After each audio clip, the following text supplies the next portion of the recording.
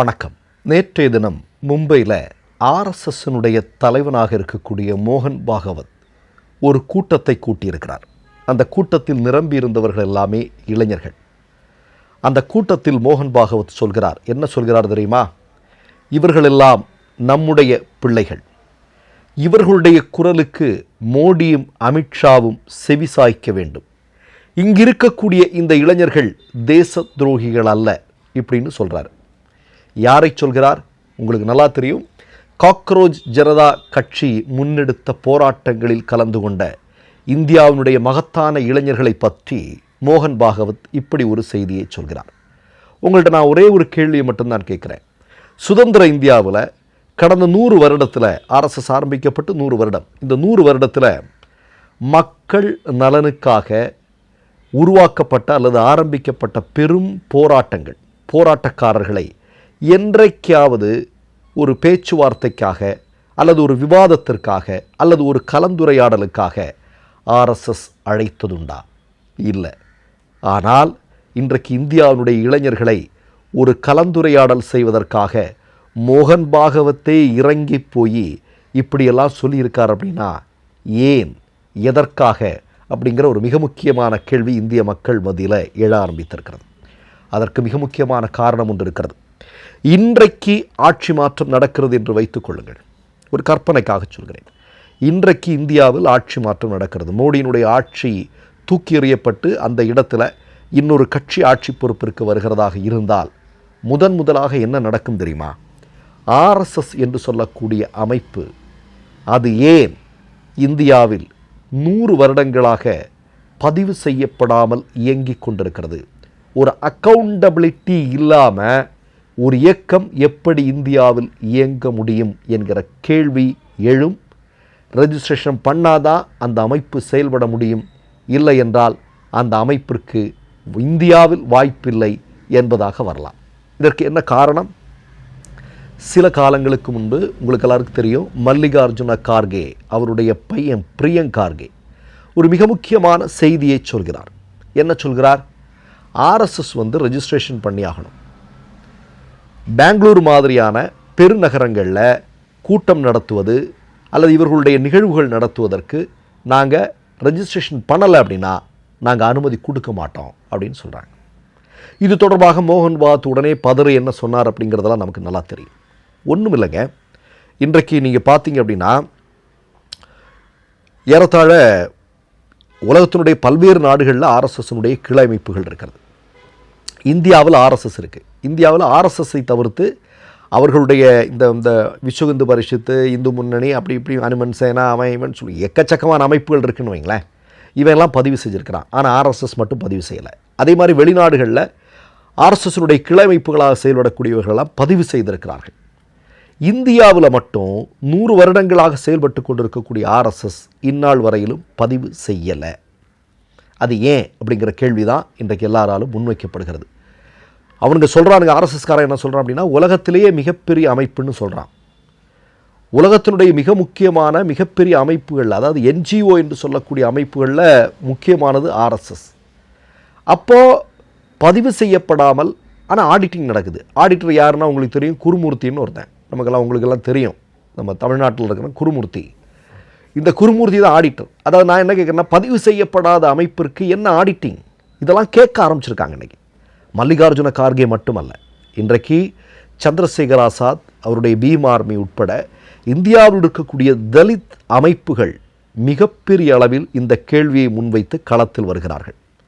சமீபத்தில் உங்களுக்கு எல்லாருக்கும் தெரியும், ஏறத்தாழ 100 கோடிக்கும் அதிகமாக டெல்லியினுடைய இதய பகுதியில் ஆர்எஸ்எஸ்ஸிற்கென்று ஒரு கட்டிடம் கட்டப்பட்டது. கீழே இருந்த ஒரு இந்து கோயிலெல்லாம் பார்க்கிங்காக இடிக்கப்பட்டது. அதெல்லாம் உங்களுக்கு நல்லா தெரியும்னு நினைக்கிறேன். அப்படி அந்த ஒரு இவங்களுடைய அலுவலகம் கட்டப்பட்டதற்கு எங்கே இருந்தடா பணம் அப்படின்னு கேட்குறாங்க. அதுக்கு அவனுங்க சொல்கிற பதில் என்ன தெரியுமா? குருதட்சணை 5 ரூபாலேருந்து 5 லட்சம் வரைக்கும் எங்களுக்கு கொடுத்தானுங்க.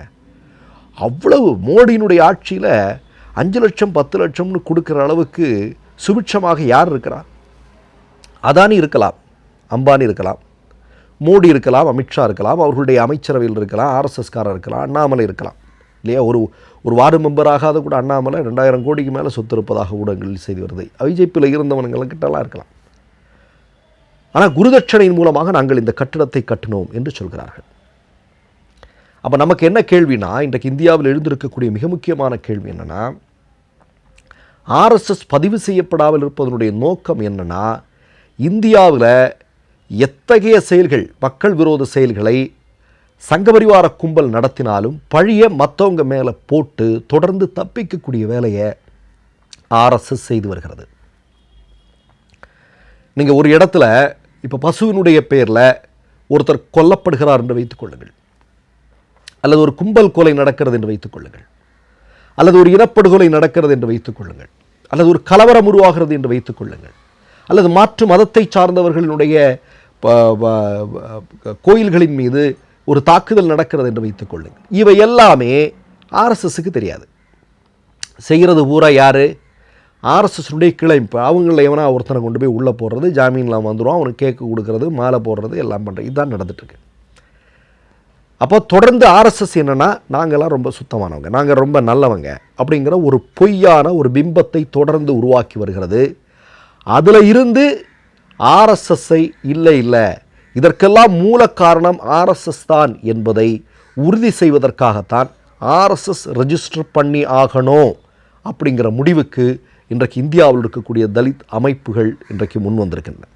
ஏன் தலித் அமைப்புகள், பழங்குடிகள் எல்லாம் இன்றைக்கு ஆர்எஸ்எஸ்க்கு எதிராக இருக்கிறார்கள்? உங்களுக்கு நல்லா தெரியும்.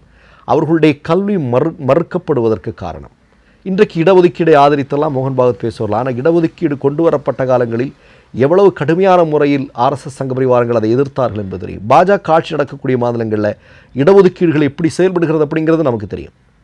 அப்போது தலித் மக்கள், அதே மாதிரி பழங்குடிகள் எல்லாம் படித்து விட்டார்கள் என்று வைத்துக் கொள்ளுங்கள். அவங்கெல்லாம் நிச்சயமாக ஆர்எஸ்எஸ்ஸை எதிர்த்து களத்தில் நிற்பார்கள். ஏன்னா அவர்களுக்கு மறுக்கப்படுகிற உரிமைகள் அனைத்துக்குமே மூல காரணமாக ஏதோ ஒரு புள்ளியில் ஆர்எஸ்எஸ் கிட்ட தான் நிற்கும் அப்படிங்கிறத அவர்கள் தெரிந்து கொள்வார்கள்.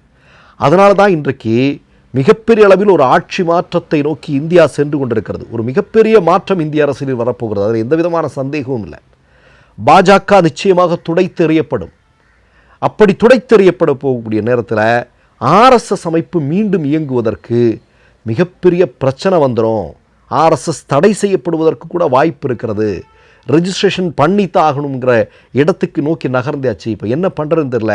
அப்போ இளைஞர்கள் மத்தியில் நம்ம போக வேண்டியது இருக்குது. அதற்காகத்தான் இந்த 100 வருடங்களில் எத்தகைய போராட்டங்களை எல்லாம் இந்திய மக்கள் முன்னெடுத்திருக்கிறார்கள். அந்தந்த காலகட்டங்களில் அந்தந்த மக்கள் விரோத செயல்களுக்கு எதிராக எல்லாம் அந்தந்த ஆட்சிக்கு எதிராக நடத்தியிருக்கிறார்கள் என்பது தெரியும். ஆனால் அப்போதெல்லாம் வாய்மூடி கள்ள மௌனம் காத்து கொண்டிருந்த ஆர்எஸ்எஸ் இந்த நேரத்தில் இளைஞர்களோடு ஒரு கலந்துரையாடலுக்காக களத்தில் வருகிறார்கள் என்றால் அவர்களுக்கு தெரிந்திருக்கிறது இந்தியாவில் ஒரு மிகப்பெரிய ஆட்சி மாற்றம் வரவிருக்கிறது என்பது. மற்றொரு நிகழ்வில் சந்திப்போம்.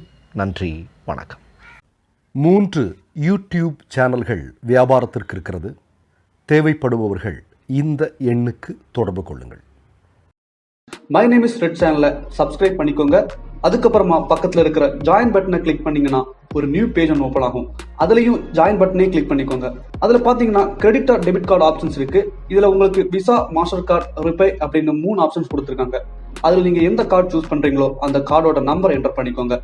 அப்புறமா கார்டோட வேலிடிட்டி மந்த் அண்ட் இயரை டைப் பண்ணிக்கோங்க. அடுத்தபடியா உங்க கார்டோட பின்னால சிவிசி கோடுன்னு சொல்லிட்டு 3 நம்பர்ஸ் கொடுத்துருப்பாங்க. அந்த நம்பரை இதுல என்டர் பண்ணிக்கோங்க. அப்புறமா அட்ரஸ் அண்ட் இன்ஃபர்மேஷன் என்டர் பண்ணிட்டு பைங்கிற பட்டனை கிளிக் பண்ணிக்கோங்க.